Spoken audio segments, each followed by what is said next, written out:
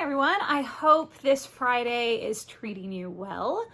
Man, I finished my video last night and my anxiety just kind of, it didn't go through the roof. But I was definitely feeling it. There was a heaviness in my chest.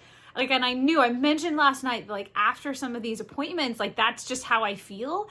And part of it is that wait and see feeling after all of these appointments, that no matter what, it's always a wait and see, that there's never a final answer. And that's really tough. And I found that very, very difficult last night. I was starting to get a little snippy with Josh, and I was like, whoa, back up. It's not his fault. It's okay. We went and we sat in the hot tub, and that really did help as well. Just to kind of sit back and relax. And I took some deep breaths. So kind of dealing with that, still kind of feeling it a little bit. Had to call and talk to some folks at the oncology pharmacy, because there's also some kind of weird thing that went on with my prescription for my oral chemo meds, where the prescription had been there. It had been there and had been waiting to be filled since December 15th, but she told me wait a couple weeks until you're ready and you're almost out. So that was this last week, and I went to click the button to fill it and it wasn't there.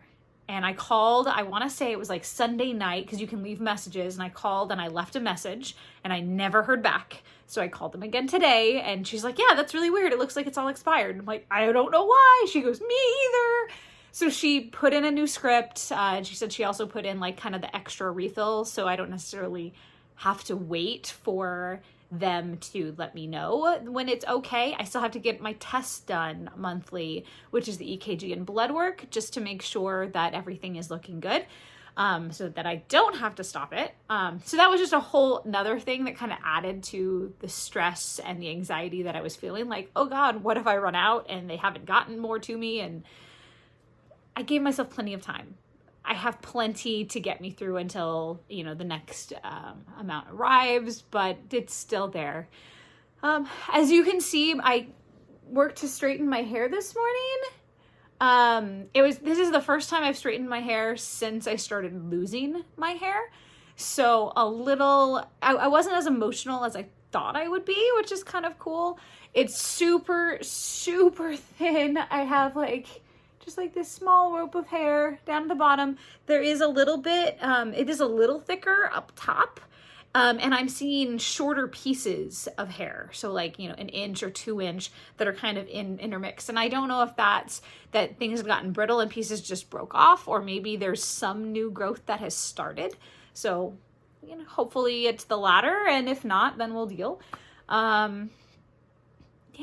So dealing with some of you had shared, and I very much appreciate it, when we were kind of talking about this, getting ready for death thing, this anticipatory grief that people feel, that I'm definitely, I really, really like that term, anticipatory grief, where it's, it hasn't hit yet, but it's going, that moment is going to come eventually. So you prepare by grieving ahead of time almost. I'm sure that's a kind of a way oversimplification of the whole thing, but that's kind of how I took it. And something that, that you can put a name to on why I'm feeling the way that I'm feeling is really important, because for me, when I can put a name to it, it loses power. So I don't know about all of you, but yeah, so anticipatory grief, it's my word of my term of the week, I guess. I don't know. So I think that's all I have for you today. I very, very much appreciate you. I hope you all have a really good weekend. I know the weather is still crazy, kind of all over the place. So, take care if you're kind of having any of the wacky weather. And right now I have some sun, but that's not supposed to stick around. So we'll see. Okay. Well, take care, everybody. I appreciate you. Be kind, and I'll see you later.